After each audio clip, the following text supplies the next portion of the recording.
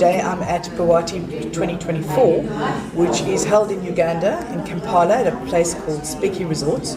And while I was walking around the exhibition, we came across a white river rafting event activity which had gorillas on it, and that caught my interest because I thought maybe we should be seeing gorillas while we are river rafting. That could be a unique way of seeing gorillas. It's far easier than trekking, I can tell you. And having just done the white river rafting at Ginger, I really wanted to hear more about what they had to do. So I bumped into Nathalie and Sadat and invited them to come and chat to me. Hello.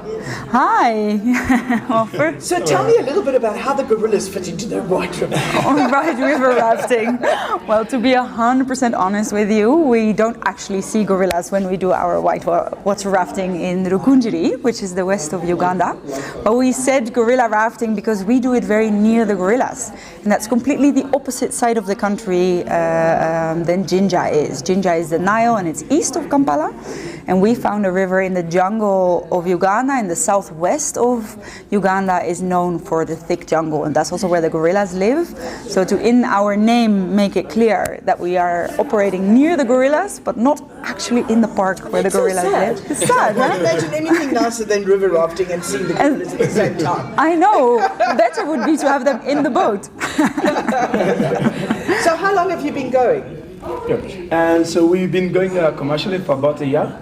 But of course, we scouted the river and checked all the road connections and interacting with the locals. It has been about 2 years. But running commercially, it has been about 1 year now. That's awesome. And what all do you offer? Well, our company is mainly focused on rafting right now. So that is a champion, whitewater kayaking and rafting from Jinja, from Uganda.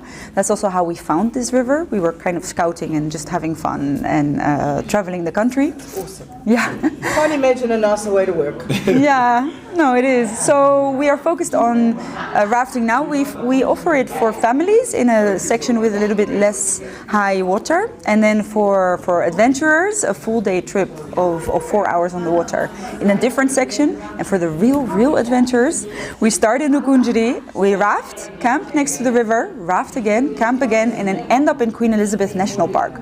So you do it over 3 days? Yes. So that's a really nice way to do it because you kind of bond with your fellow travelers as well. Yes. And you're camping along the way, which I presume is safe from the gorillas? It is safe from the gorillas. Yes, it is. The gorillas, the national park where the gorillas are located, is about 2 to 4 hours, depending if you want to go to the north or the south, drive from where we are located.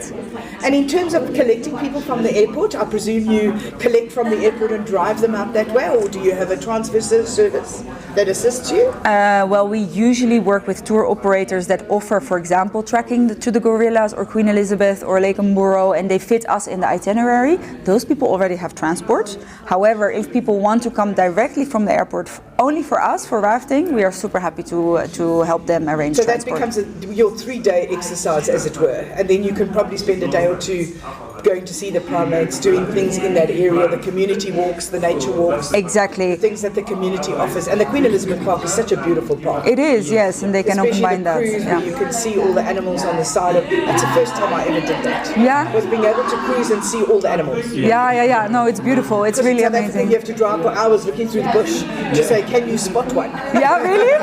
Yeah, no, it's really, there's so many. Yeah. You can sail past them. It is actually, yeah. Queen Elizabeth mainly, there's so many animals. And what is the sort of pricing that we're looking at?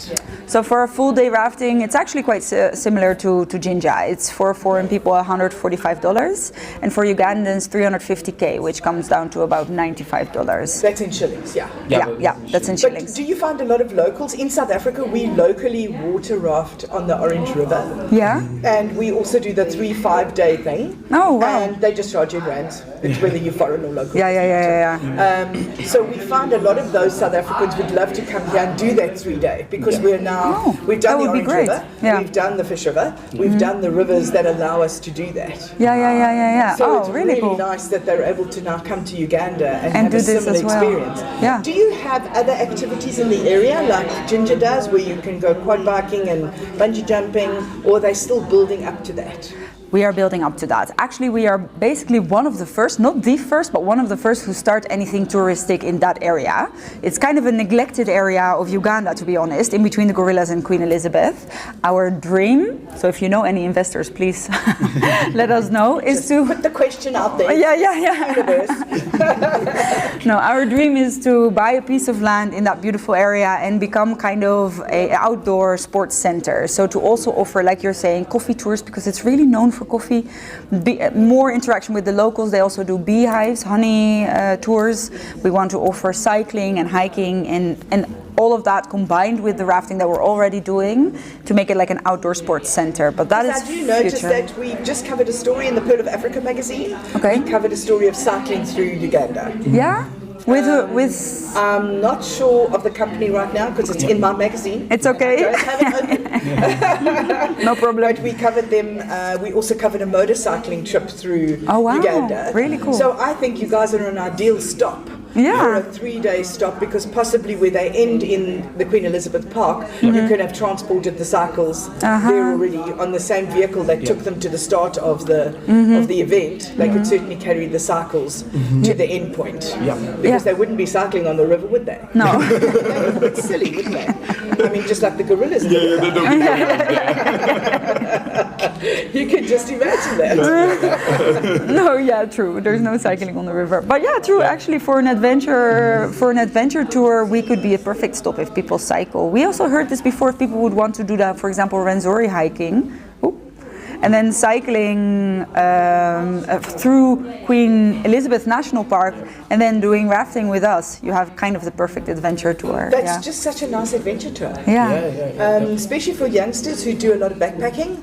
I was talking to the airlines yesterday and said, why don't you put a backpacking road together where they could just fly into East Africa, and as long as they're using the same airline, within a month, they can go on standby and have a much cheaper ticket. And imagine how many more young people we can get to visit Uganda. That would be because great. then it becomes affordable for them. That's Because mostly they do Europe right now. My son's just done Fiji, so he's been traveling around the world. He's done a lot of countries. And some countries assist those backpackers in getting there. And I mean, Europe is so ideally placed for that. Because you can catch a train, a bus, or a plane between countries. And I wish they could do that in Africa. Oh, right. Wouldn't that just be amazing if we could have that in Africa, where the guys can either bus or train or get on and get off? Open the borders. Open the borders. Listen, that's, I think, every African's dream, hey?